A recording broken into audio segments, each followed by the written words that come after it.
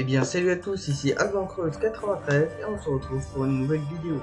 En effet, cette vidéo, ça va être donc la réponse au titre que vous aurez vu quand celle-ci sera en ligne. Pourquoi j'arrête la détection? Donc déjà, pour vous éclaircir les idées, donc c'est pas pourquoi je fais de la détection, ce n'est pas ça le problème puisque je ferai toujours de la détection. C'est une de mes passions et donc du coup ça j'arrêterai pas.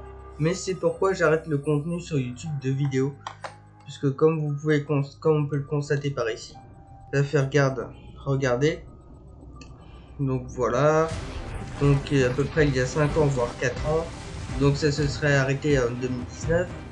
Donc déjà comme d'habitude, donc je publie pas de contenu de vidéo quand il y a que des bredouilles, donc ça devait être ça en 2019.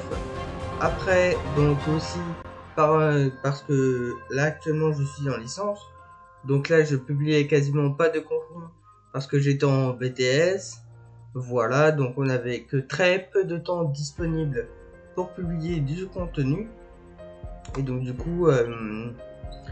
coup, après c'est l'année 2020 où là, je vais arrêter la détection de métaux de YouTube. Puisque là, comme vous pouvez constater, j'ai ouvert ma chaîne secondaire, Albanboisé Gaming, où je publie énormément de vidéos sur Genshin Impact. C'est un jeu qui m'attire particulièrement, comme la détection de métaux. Et je publierai que ça. Donc le lien de cette chaîne sera en description. Vous l'avez compris, je fais cette vidéo pour que vous alliez sur ma chaîne secondaire. Donc encore une fois, le lien sera en description. Et bien entendu, donc après je vais développer un peu plus sur Genshin Impact. Et aussi, donc ça, je sais que c'est une mauvaise nouvelle pour vous également. Donc déjà, la musique que vous entendez lorsque vous allez regarder cette vidéo, elle est également issue de Genshin Impact. Et je vous l'expliquerai après. Déjà, c'est qu'est-ce qu'on va faire de complémentaire du contenu donc de ma chaîne secondaire par rapport à la première. Donc ça, c'est par rapport aux projets qui vont arriver dans cette future chaîne secondaire. Déjà, dans la première, en fait, je crois qu'il y a d'autres vidéos de détectoristes, donc de ceux qui pratiquent la détection de métaux. Donc nous, on n'avait pas pu faire. Donc c'est que déjà, en soi, c'était le contenu de live. Parce que quand on se balade avec un détecteur de métaux, en fait, on va pas pouvoir... c'est impossible de faire des lives. Contrairement à cette chaîne secondaire où je filme sur mon ordinateur, donc Genshin Impact, donc un jeu vidéo, et donc ce sera extrêmement plus simple. Aussi, les vidéos, elles seront beaucoup plus récurrentes que les vidéos détection, et donc en fait là par rapport à YouTube, on tourne la page des vidéos détection pour que vous alliez en vidéo, en jeu vidéo. Donc je vais vous expliquer les différentes parties que je vais poster. Donc là, comme on peut apercevoir, je vais vous poster des guides de quête donc sur cette chaîne, donc par rapport au jeu, les nouvelles actualités, des informations, donc des rumeurs d'informations qui pourraient arriver dans le jeu, aussi des vidéos faut-il invoquer des personnages, des analyses de bannières, voilà, des primogènes qui font emporter.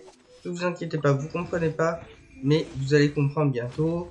Aussi des personnages qui pourraient arriver. Ça, c'est des annonces de live par le jeu officiel. Ça, c'est les rumeurs aussi. Donc ça, c'est les événements. Et après, du links. Et donc, c'est à peu près tout, hein, en fait. Donc, des solutions d'événements, des guides de quête. À peu près toutes ces informations. Aussi des guides de personnages. Donc ça, faut-il invoquer Venti? C'est le guide de personnages, mais j'en ferai un autre. Attendez. Ah non.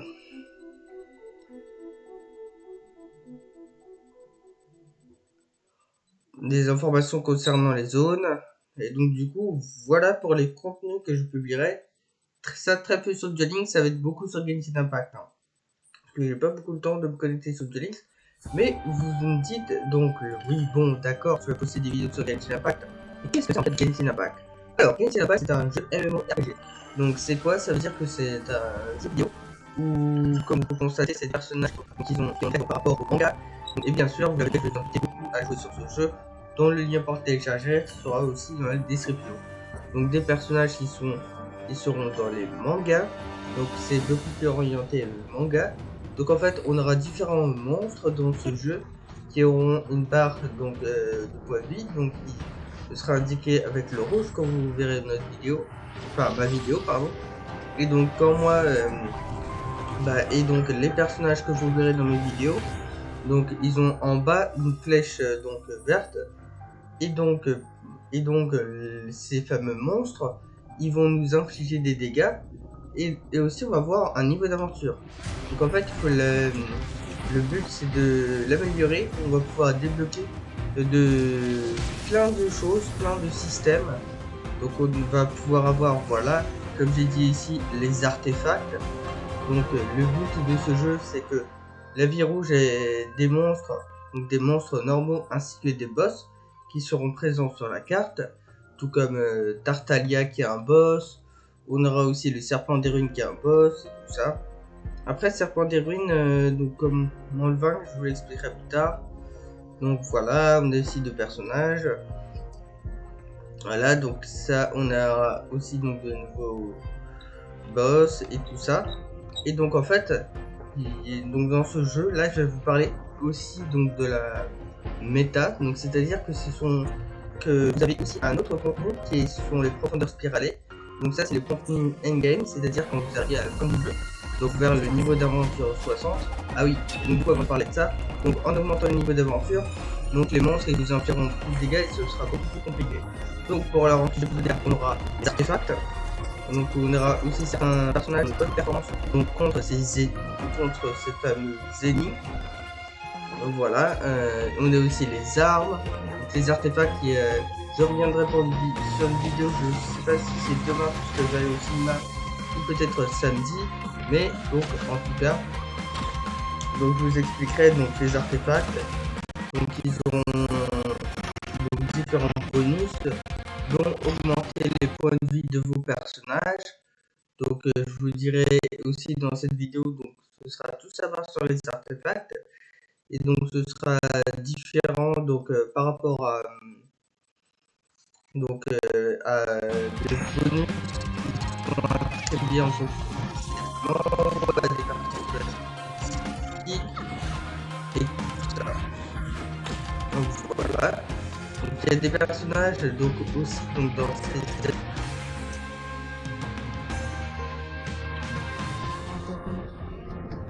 services que non, leurs performances donc elles sont assez bonnes. Donc voilà. Et donc ça je vous tiens au courant, donc on va dire de la méta, c'est-à-dire des performances des personnages dans le contenu qui est les abysses spiralés. Et ces abysses spiralés sont mis à jour trois fois dans une mise à jour, donc ça c'est cool. Aussi pour avoir ces personnages il faut en obtenir. Lorsque vous commencerez le jeu, vous en aurez, je crois, à peu près 4 gratuitement qui peuvent être de bons personnages.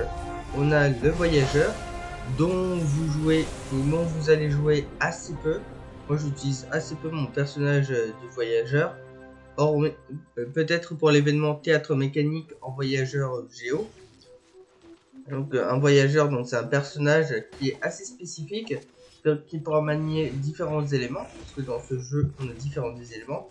On a l'élément géo, l'élément de la roche, l'élément anémo, l'élément du vent, l'élément électro, l'élément de la foudre, l'élément hydro, l'élément de l'eau, l'élément pyro, l'élément du feu, je sais pas, peut-être que j'en loupe, l'élément cryo, l'élément du gel, ainsi tout ça.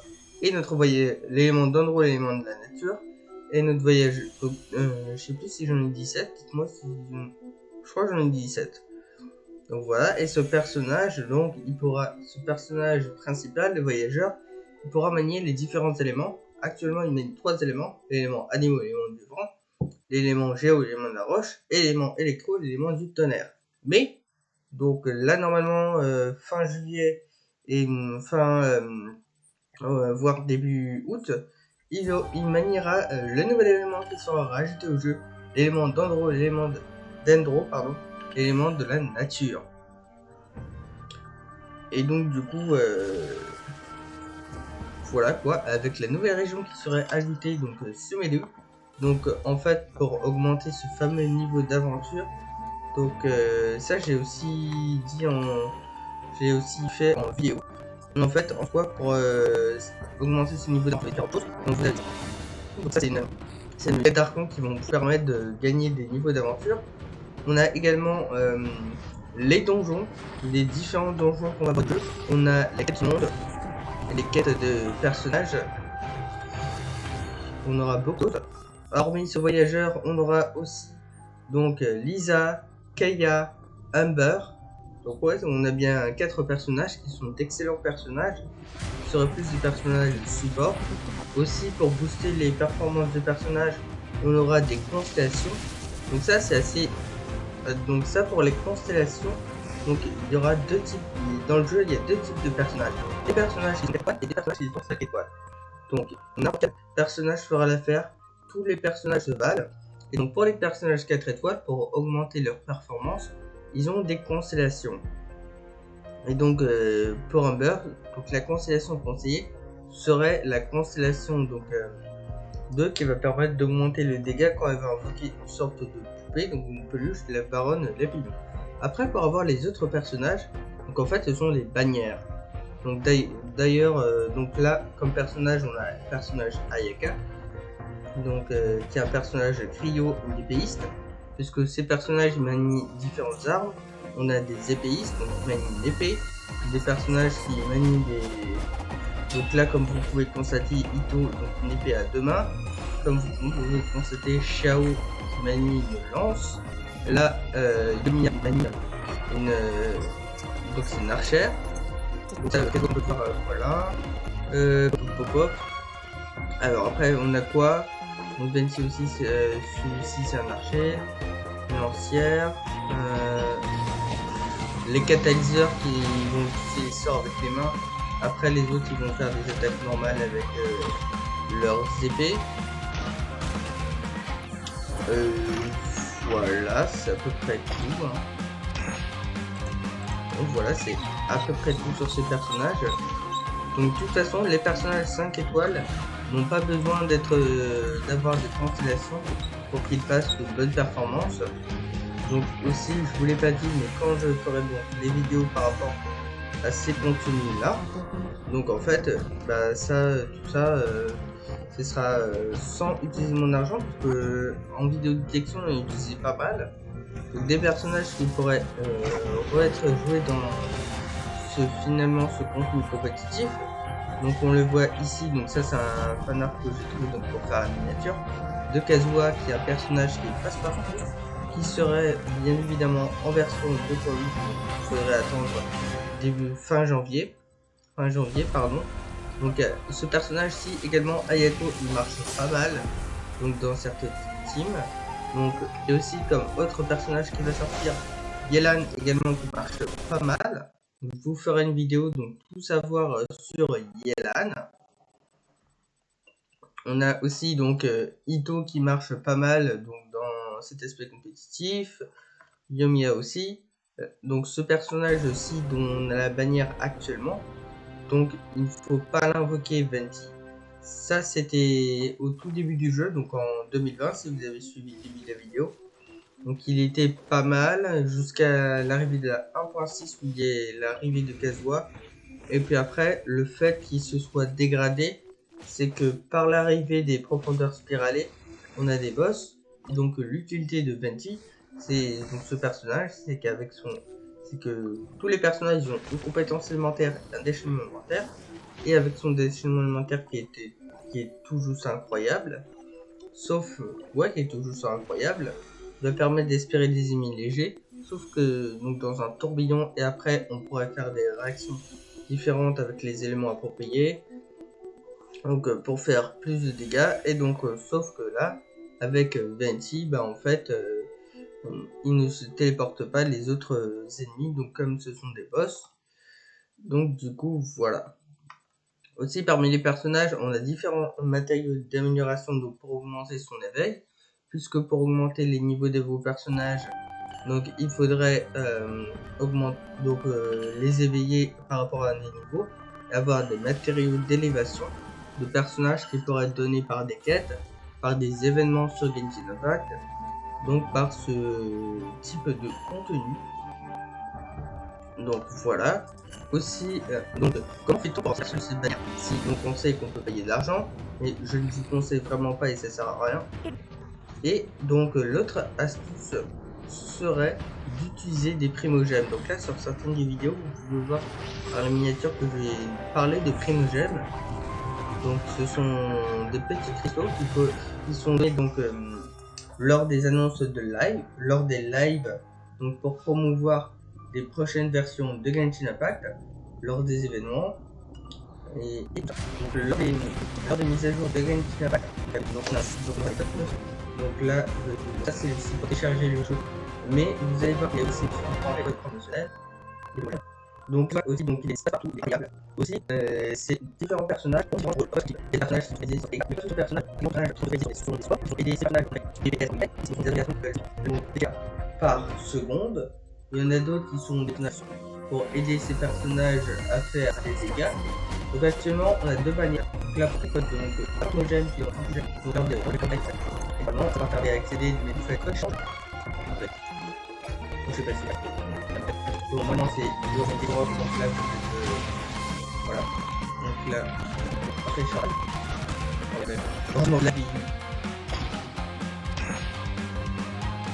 Ah voilà. Donc ça c'est le nom de vos personnages, donc vous entrez avec votre pseudo. Après vous entrez le code d'échange. Ou on peut le faire directement dans le jeu, mais là je vous montrerai quand il y aura l'annonce. Donc voilà. Donc il y a des personnages support pour aider ces personnages à faire des dégâts. Comme ce personnage qui s'appelle Venti ici. On a aussi donc Yelan, l'archère ici, donc qui serait donc celle en bleu que vous voyez, donc qui serait plutôt un personnage de support, ou comme Kuki Shinobu aussi, donc des personnages de support pour aider ces personnages à faire des dégâts. On a aussi un personnage, des types de personnages qui ne seraient pas des personnages de support mais sauf DPS. Donc c'est à peu près la même chose, mais ça c'est spécifique aux personnages de DPS et dégâts par seconde. Tout comme ce petit Kazuha que vous pouvez constater ici, ou on peut le voir ici. Donc Kazuha, lui, c'est totalement incroyable. Lui, c'est que lorsque sa compétence élémentaire, elle entre avec un autre élément qui crée donc de la dispersion, ben, en fait, cette dispersion, ça va permettre au personnage dont l'élément concerné d'augmenter les dégâts pour chaque point de maîtrise élémentaire que vous avez sur Kazuha. Et donc en fait, donc avant de faire cette vidéo, moi j'ai testé pour former bien sûr ces donc pour avoir ces artefacts, donc avec la stat maîtrise élémentaire, donc avec la statistique maîtrise élémentaire pour qu'il soit écrit pardon, en gros. Et donc en fait, donc, ça c'est assez compliqué. Donc c'est stats maîtrise élémentaire. Donc Kazuha qui est vraiment un excellent personnage et qui est vraiment mon coup de cœur, que je l'attends. En plus dans le festival Irodori. Donc si jamais suite à cette vidéo, par contre je pense pas que vous puissiez le débloquer puisqu'il faut un minimum jouer pour débloquer ce fameux festival Irodori. Franchement sa quête, donc le lore du personnage, donc son histoire est totalement incroyable. De toute façon, si vous le ratez, ce n'est pas grave. Je ferai une vidéo de tout savoir sur Kazuha où je détaillerai le lore du personnage, c'est-à-dire son histoire. Après, donc cet autre personnage, donc un main DPS, donc un DPS principal. Donc c'est le DPS que vous avez utilisé tout au long de votre équipe. Donc Xiao. Oui, puisque c'est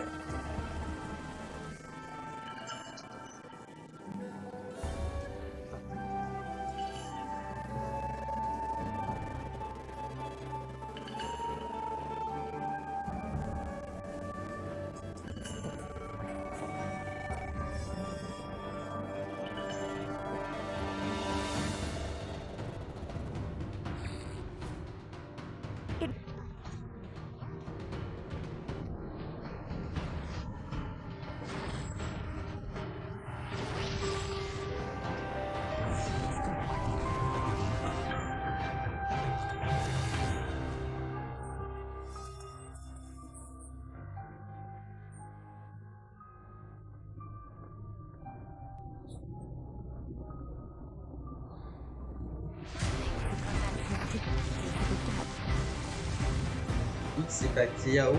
Alors c'est parce que en fait c'est un jeu qui est issu de l'univers japonais voire chinois.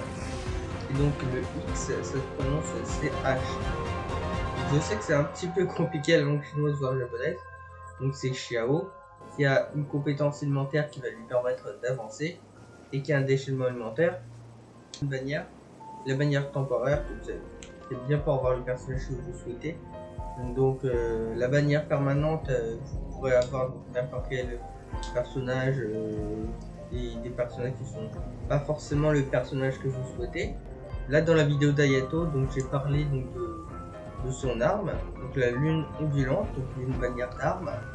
Donc ça, si vous avez assez économisé et que vous êtes play, vous pouvez, moi dans ma vie, donc quand j'invoquerai Kazuha, puisque pour obtenir ces personnages, on appelle ça des invocations sur les bannières.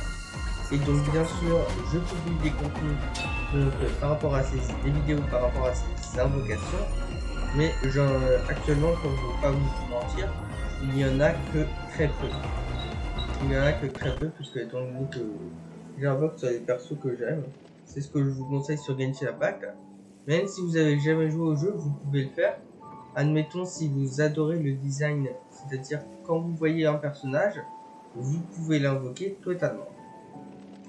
Après, donc moi c'est comme ça que j'ai eu Xiao, ainsi que Kazuha quand je l'aurai. C'est Kazuha, lui c'est la totale.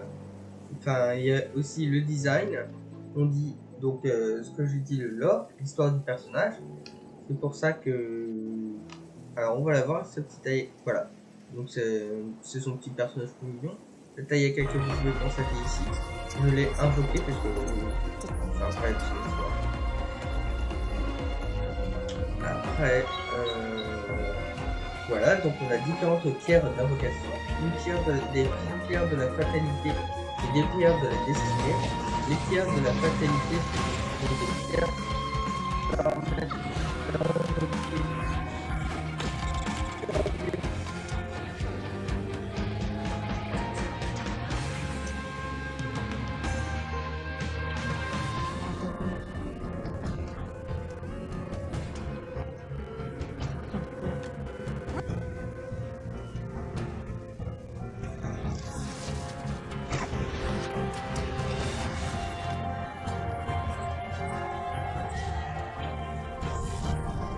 bannière temporaire, tandis que les pierres de la destinée vont vous permettre d'invoquer en soi sur les bannières permanentes, mais il faudra économiser. Ce serait pareil, ce serait vers juillet ou août pour les utiliser. Aussi selon la 2.7, donc dans cette vidéo, vous pourrez encore une fois la regarder. Donc voilà, on a un nouveau système. Donc ce qui ferait, c'est que vous, même si vous avez regardé aucun guide à partir de la 2.7, vous pourrez savoir au moins quel artefact utiliser sur quel personnage, quelle aptitude utiliser sur ce personnage, donc recommandé sur ce personnage, ce qui est vraiment assez incroyable.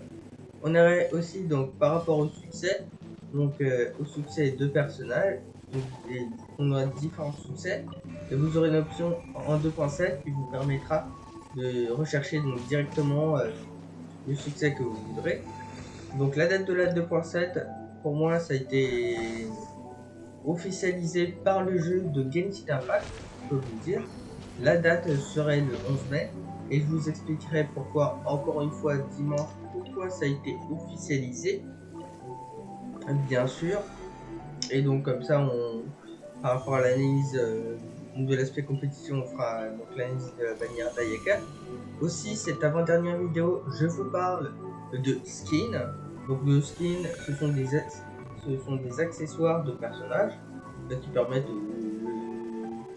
de les customiser et tout ça. Donc on aurait un de conversion 2.8. Donc la période fin juin début août. Fin juin début juillet. Oula, je suis perdu. Voilà. Je parle aussi donc dans cette vidéo Xiao aurait en run 2.7. Et puis après je crois que je pourrais vous arrêter.